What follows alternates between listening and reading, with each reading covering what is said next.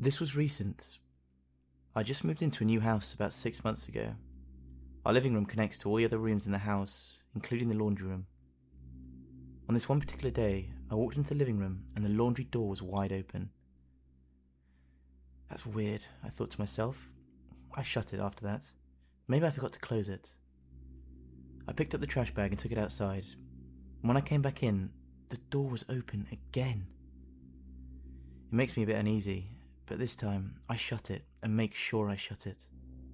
A few hours later, I get in the shower. I leave the door open because it's my house. When I'd finished up in the shower and freshened up, I'd come out and the laundry door was open again. I had the bathroom door open the entire time. There was no way there was anyone in the house.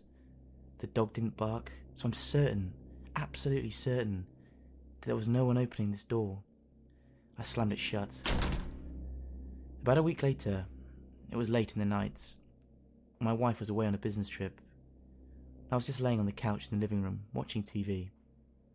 I hear a slow creaking sound and look to see the laundry door slowly creeping open.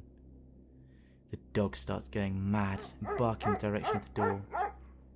I'm metaphorically shitting my pants right now.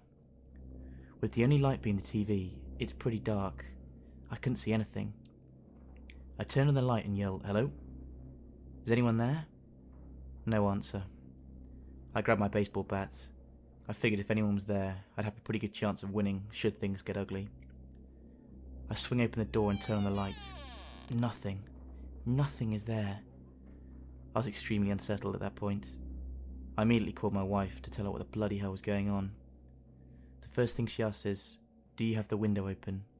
I check on it, and sure enough it's open. She then informs me that our laundry door doesn't shut all the way, because it's broke. When the front door or window is open, it creates a draft that opens the laundry room door. Feeling utterly stupid for freaking out and waking my wife up, I close the window. Every time the door has opened since, the front door or window has been open. However, that one particular time, I had noticed something. Something that wasn't there before. In the corner of the room, I found empty packets of food and empty water bottles. There was even a blanket and a pillow behind all the coats that we'd hung. These were the possible essentials that someone needed to survive in my house. This happened when I was around 12 years old. My parents had just left the house to run an errand. My dad called me about 10 minutes after, thinking he'd dropped his keys on the driveway.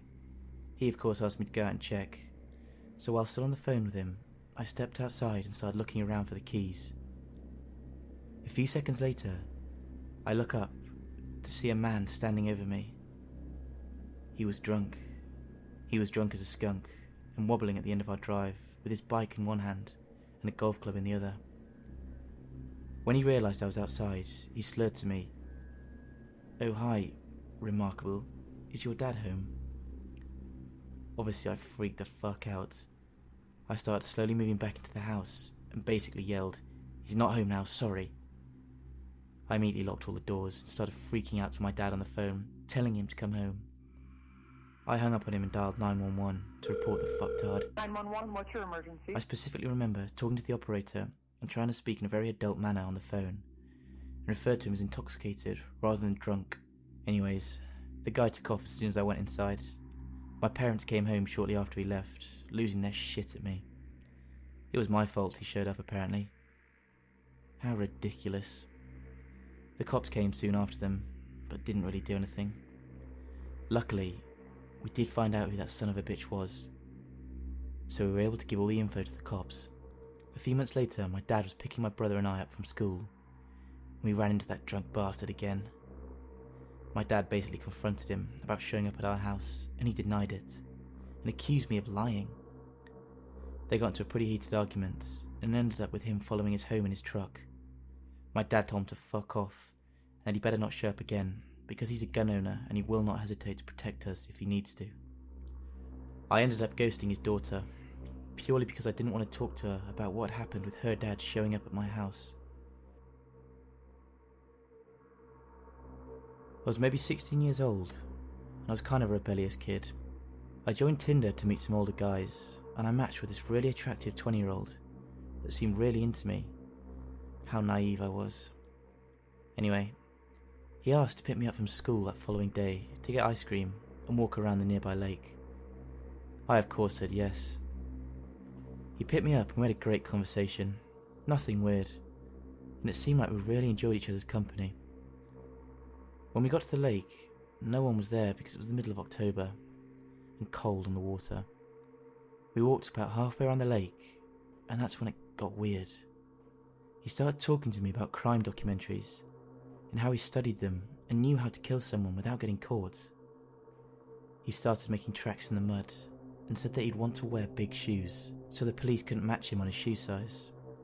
He picked up his shoe to show me the size 10.5 and informed me that he wore an 8. I got uneasy at that point. He was strolling around me while I was sitting on the bench like I was prey. He went to one of those dog buggy dispensers and pulled one off. He started swatting it at my face. I thought he might be trying to gross me out, so I was half giggling and swatting it away. On one of my swats, he grabbed my forearm, put the bag over my head. Still, I thought he might have been kidding, but as I tried to get away, I noticed he wasn't letting go. I was starting to panic now, realising I wasn't getting any air, and he picked me up in sort of a headlock position. I was kicking and trying to elbow, and I guess one of those elbows connected to his groin, and we both fell to the ground.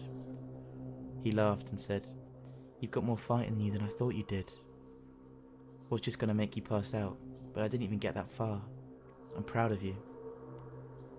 All my stuff, phone, my taser, was in the car and on the other side of the lake, so I decided to play along and pretend that it was funny. I told him I need my inhaler now, and to walk me back. He did, surprisingly. I got in his car and grabbed my taser and my phone out. While he walked me around the back of the car to his driver's side, I texted my mum, SOS, and to track my location. When I looked up from my phone, I noticed the guy had pulled out a pocket knife. He slowly laid the tip into my chest, just enough for it to almost pierce the skin.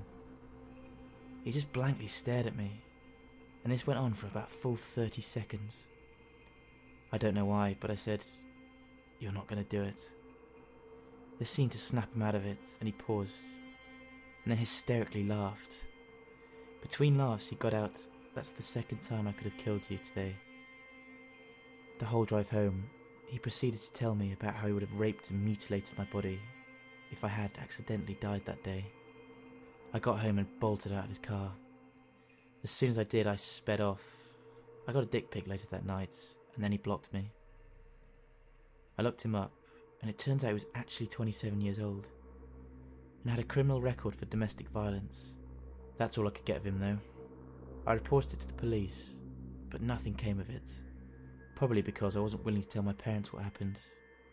Either way, that was the worst encounter of my life. About 4 years ago, I was home alone and was unpacking mine and my girlfriend's things into our first ever apartment. It was my first day living there, and I was basking in my newfound independence, when all of a sudden I got an anonymous call on my cell phone. I answered it, thinking it might have been important, but it wasn't. It was some lady calling me to do a medical survey. Now, normally I'd hang up immediately, but I was in a really good mood, so I decided to play along and answer the questions. The lady on the other line asked me more questions than I expected. I was itching to hang up, until something very sudden and uncomfortable happened, that still to this day makes me shudder. I was sitting in the living room, answering her survey questions to the best of my ability. At some point, she started asking me about my psychological well-being, and right when I was about to answer, a sound which I could only describe as someone exhaling menacingly. This sound was coming from the kitchen, from around the corner, and continued until I quickly turned around in fear. I then told the lady on the line to please stop talking for a minute while I tried to collect my thoughts and think about my next action. The room fell silent. I could do nothing but investigate that terrifying noise. I walked around the corner of the room towards the kitchen to find absolutely nothing, which didn't help my paranoia at all. I was shaking, and the lady on the other line was confused and asking if I was alright. For some reason or another, I told her what just happened, and she really didn't know what to do. And I had a feeling that she desperately wanted to hang up the phone. Ironic, I know. Multiple thoughts were running through my head. Like, is the apartment haunted? Did the lady on the phone know? Am I going crazy? As soon as the second thought snapped through my head, I immediately ended the call and didn't feel right for 2 weeks. I lived in that apartment for 1 more year, and nothing weird like that ever happened again. I tried to deduce what could have made that sound, and even go as far to try and replicate the sound from the same spots. But nothing. The only thing that could have possibly made that sound was either the fridge or the dishwasher, and for over that year, they never came close to making that same noise that I'd heard on the phone. I eventually told my girlfriend about it 2 years later, because I didn't want her to worry. But she did. We moved out a few months after I told her.